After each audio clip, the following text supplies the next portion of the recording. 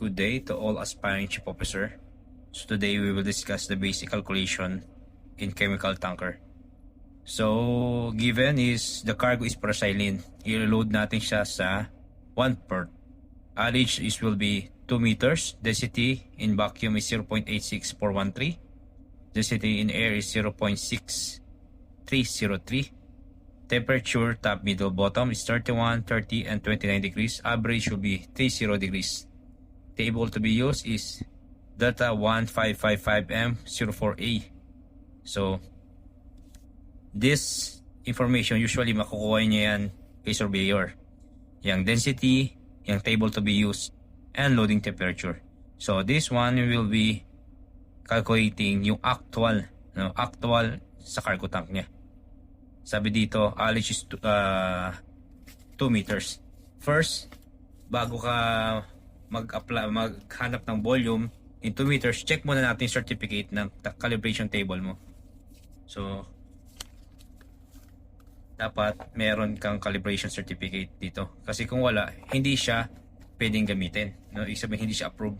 Next is, ay check mo yung allege correction sa hermetic UTI mo o sa allege temperature interface mo. 320, dapat 320 rin. Pag naka-zero siya, nakaset sa 0, dapat 320 yung reading mo dito. Pag mataas, ka ng correction. Pag mababa sa 320, may correction din. So usually naman sa lahat ng sakay barko, yung UTI ay nakaset na base dito sa calibration table which is 320. So i-check mo yan lagi kung tama. Otherwise, it's either malugi ka or over-calculated ka, marami yung cargo mo. After mo nyan, punta ka na sa tangke. So 2 meters, 1 port. So tank 1 port, 2 meters, sabi dito is 657.544. So yun na. Yun yung volume mo at observed temperature. Ibig sabihin, yan yung laman ng tangke mo sa actual temperature. Kasi ikakalculate pa natin siya sa standard volume which is 15 degrees. Okay? Nakuha mo na kayo si volume. So, ito na siya. 657.554. So, si VCF, kukunin natin siya. Si VCF, kukunin natin siya kay table. Sabi dito, table Delta 155M04A. Volume correction at 215 degrees. So, from observed volume, i-convert natin siya sa standard volume. Hanapin mo lang dyan yung 30 degrees at paraxylene. So 30 degrees paraxylene is 98511. So paraxylene 30 degrees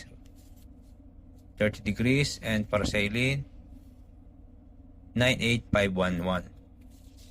So ayun siya, 98511. Pag times siya, i-multiply mo lang siya, ito na yung volume mo at 15 degrees o tinatawag nating standard volume. Ngayon, para makuha mo naman ngayon yung ating weight, kung ilang tonelada ba yan, yung volume na yan. Sabi diyon, sa basic formula, mass equals volume times density in air. Kasi pag ang barko ang nag-calculate, kinakalculate na always in air. So, from standard volume 647.753 times mo ng volume density in air mo which is 86303. Ito na yung metric tons in air mo. Ganun lang na kasimple. Kung nalilito ka, pwede ka naman magtanong surveyor, sir, what table are we going to use? Kasi maraming klase ng table o depende sa type ng chemical mo or kung Annex 1 ba siya o Annex 2. Sa Annex 1 we have table 54. Meron din tayo sa crude oil is table 6 ay kung di ako nagkakamali. So i-discuss natin yon kasi ibang way of calculation o almost same principle but different table to be used. No? Tapos ko-convert pa natin sa barrels po. Pero dito sa chemical, dito sa sinasakyan ko barko, always standard volume lang hinahanap tsaka metric tons in air.